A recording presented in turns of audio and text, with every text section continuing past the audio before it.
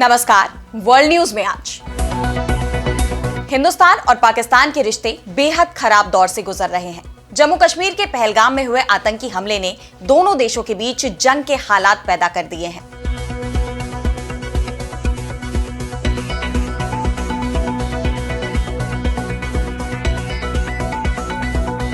हिंदुस्तान ने सिंधु समझौते को खारिज कर दिया है, जिसके बाद पाकिस्तान की बौखलाहट भी साफ दिखाई दे रही है और अब पाकिस्तानी नेता नदियों में खून बहाने की चेतावनी दे रहे हैं। इस बीच पाकिस्तान के खिलाफ पूरी दुनिया में नाराजगी दिखाई दे रही है।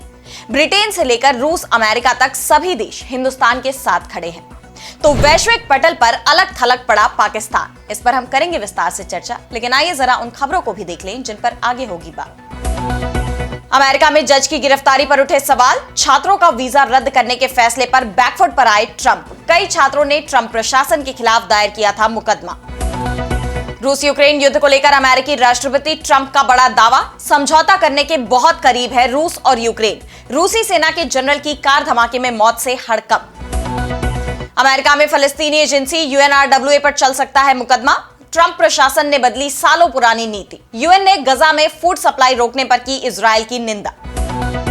और चलते चलते में देखेंगे आखिर क्यों चींटियों की हो रही है तस्करी। 5000 चींटियों के साथ पकड़ा गया युवक। इन सभी खबरों पर हम आगे विस्तार से करेंगे बात, लेकिन पहले एक नजर हेडलाइंस पर। वेटिकन सिटी के सेंट पीटर स्क्वायर में हो रहा पोप फ्रांसिस का अंतिम संस्कार। 2 लाख से ज्यादा श्रद्धालुओं की उमड़ी भीड़। दुनिया के अलग अलग कोने से लोगों ने दी श्रद्धांजलि। सऊदी अरब ने हज यात्रा पर लिया बड़ा फैसला। बिना परमिट मक्का में एंट्री पर लगी रोक, ना मानने पर होगी कार्रवाई। पाकिस्तानी सैनिकों पर बलूच लड़ाकों का हमला। सैन्य काफिले में IED ब्लास्ट, 10 की मौत। BLA बोला ये हमारी आजादी की लड़ाई का हिस्सा। ट्रंप प्रशासन के खिलाफ 19 राज्यों का मुकदमा। स्कूलों में समानता के कार्यक्रम बंद करने के आदेश को दी चुनौती। ट्रंप ने फंडिंग रोकने की दी थी धमकी। तो हिंदुस्तान और पाकिस्तान में एक बार फिर जंग छिड़ने की आशंका जताई जा रही है, क्योंकि पहलगाम आतंकी हमले के बाद से जिस तरह के बयान सामने आ रहे हैं, जिस तरह से दोनों देशों ने एक दूसरे के साथ संबंधों को तोड़ने के फैसले किए हैं, सिंधु संधि, शिमला एग्रीमेंट समेत कई समझौतों को रद्द करने की घोषणा की गई है। पाकिस्तान ने साफ कहा कि ये युद्ध भड़काने वाले फैसले हैं, तो हिंदुस्तान ने भी जंग की तैयारी तेज कर दी। और अब पाकिस्तान की पार्टी PPP के नेता बिलावल भुट्टो ने सिंधु जल समझौते को लेकर साफ चेतावनी दे दी है कि सिंधु में या तो पानी बहेगा या फिर खून बहेगा। PPP के नेता ही नहीं, खुद प्रधानमंत्री शहबाज शरीफ ने भी दोनों देशों में तनाव बढ़ाने वाला बयान दिया है। उन्होंने कहा कि हमारी सेना किसी भी हालात से निपटने के लिए तैयार है। पहलगाम में जो हुआ वो ब्लेम गेम है और हमें बदनाम करने की कोशिश की जा रही है।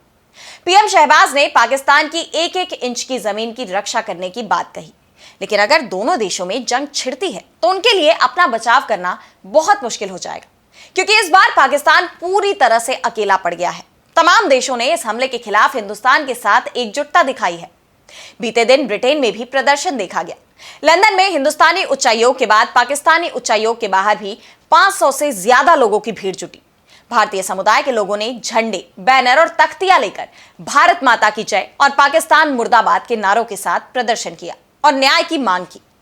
इस दौरान पाकिस्तानी उच्चायोग में तैनात पाकिस्तानी सेना के कर्नल तैमूर राहत ने उच्चायोग की बालकनी से भारतीय प्रदर्शनकारियों को सार्वजनिक तौर पर गला काटने का इशारा किया। उनके इस एक्शन की काफी निंदा हो रही है। बिगड़ते हालात को देखते हुए रूस ने भी अपने लोगों को एडवाइजरी जारी करते हुए पाकिस्तान की यात्रा नहीं करने की सलाह दी है। वहीं अमेरिकी राष्ट्रपति डोनाल्ड ट्रंप का कहना है कि हिंदुस्तान और पाकिस्तान के बीच बहुत तनाव है, लेकिन ऐसा हमेशा से रहा है। ट्रंप ने भी पहलगाम अटैक को बहुत बुरा हमला बताया। हालांकि उन्होंने उम्मीद जताई कि भारत और पाकिस्तान इस स्थिति को अपने स्तर पर सुलझा लेंगे। इस बीच ईरान की तरफ से हिंदुस्तान और पाकिस्तान में मध्यस्थता का प्रस्ताव पेश किया गया है। ईरान का कहना है कि ये दोनों देश हमारे भाईचारे पर आधारित पड़ोसी हैं, जिनके साथ हमारे सांस्कृतिक और सभ्यतागत संबंध सदियों पुराने हैं।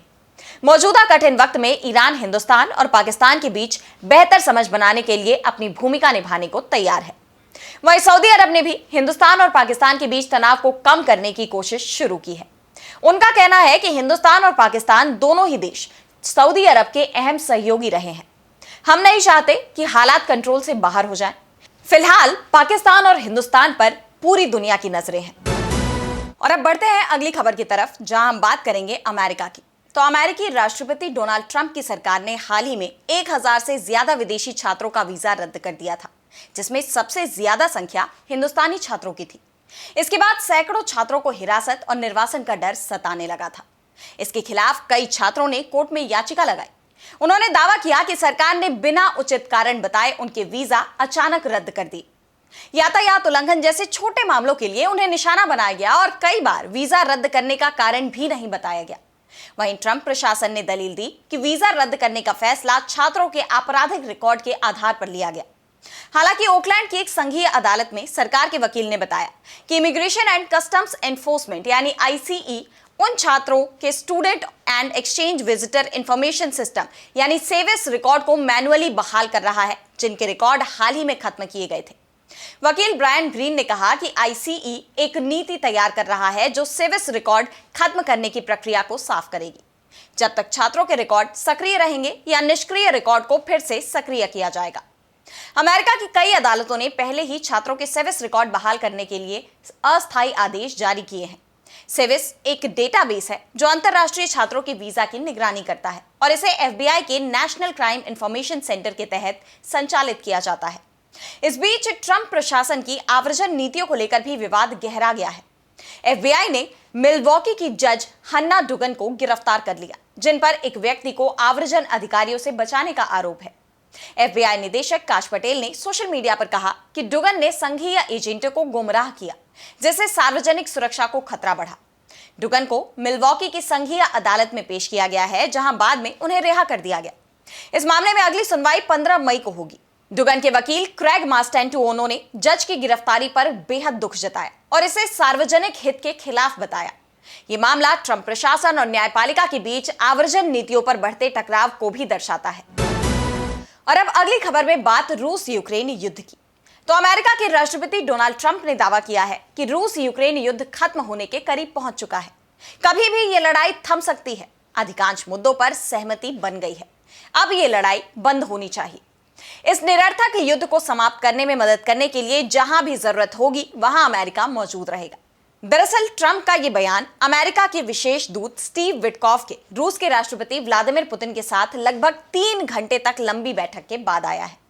बता दें कि यह विटकॉफ और राष्ट्रपति पुतिन के बीच चौथी मुलाकात थी। राष्ट्रपति पुतिन और विटकॉफ के बीच हुई बातचीत को लेकर क्रेमलिन के वरिष्ठ अधिकारी यूरी उशाकोव ने कहा कि यह बैठक काफी उपयोगी रही। इससे न सिर्फ यूक्रेन बल्कि अन्य अंतर्राष्ट्रीय मुद्दों पर भी दोनों देशों की स्थिति पहले से करीब आई है। बातचीत के दौरान रूस और यूक्रेन के बीच सीधी बातचीत की संभावना पर भी चर्चा हुई। इससे पहले लंदन में जब यूक्रेन के मुद्दे पर बैठक बुलाई गई थी तो रूसी प्रतिनिधि उस बैठक में नहीं पहुंचे थे, जिसके बाद युद्ध विराम की संभावनाओं पर विराम लगता दिख रहा था। इसका कारण रूस का रुख बताया गया था। रूस का कहना था कि जब तक यूक्रेनी राष्ट्रपति ज़ेलेंस्की और पश्चिमी यूरोपीय देश क्रीमिया को लेकर समझौते पर नहीं पहुंचते, तब तक शांति वार्ता में कोई बड़ी प्रगति की उम्मीद नहीं की जा सकती।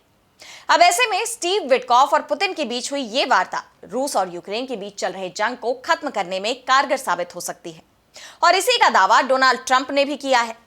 तो वहीं यूक्रेन नए संकट में घिरता दिखाई दे रहा है। यूक्रेन की सेना में अब भी जवानों की भारी कमी है। व्लादिमीर पुतिन का खौफ और युद्ध की कड़वी सच्चाई इतनी भारी है कि सरकार के लाख लुभावने ऑफर्स जैसे हर महीने तगड़ी सैलरी, कैश बोनस और घर खरीदने के लिए बिना ब्याज का लोन भी युवाओं को हथियार उठाने के लिए तैयार नहीं कर पा रहा। ज्यादातर नौजवान अब युद्ध से दूरी बनाकर जीना चाहते हैं और सिर्फ वही लोग भर्ती हो रहे हैं जिनके मन में देशभक्ति, निजी बदले की भावना या कोई गहरा जख्म है। और अब अगली खबर में बात करेंगे इजरायल पर उठे सवालों की।